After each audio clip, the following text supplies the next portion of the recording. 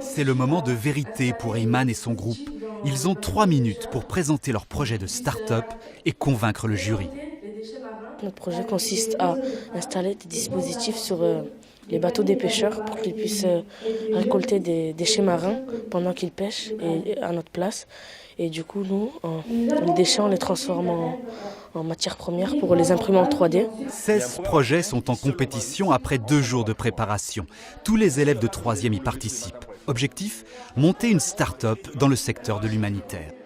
Ça va être quoi votre discours? Si on ne fait pas ça pour eux, ça peut tuer plein de gens et que c'est pour une bonne cause. On va mettre en place un service après-vente et des formateurs. Le projet ici est de fournir des machines à désaliniser l'eau au Cameroun. Tout est étudié avec le coach, y compris le business plan de la start-up.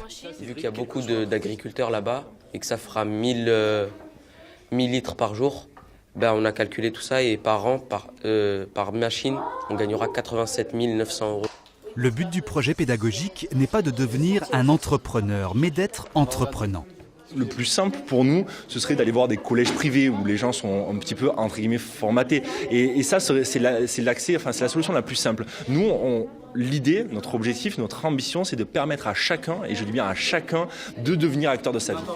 Cette initiative est une première, accueillie à l'ASCAZ, collège en réseau d'éducation prioritaire et longtemps précédé d'une mauvaise réputation. On ne leur vend pas du rêve. Leur dire qu'ils sont en capacité de créer en mode start-up, c'est être en capacité de se révéler. Nous aujourd'hui, voilà, on crée des étincelles, on apporte des savoirs, on essaye de développer des compétences et on en a terriblement besoin, encore plus dans ce collège ici.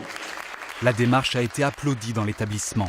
Elle restera une expérience mémorable pour tous les collégiens. Eyman notamment est ravi. Le projet de son groupe a séduit le jury.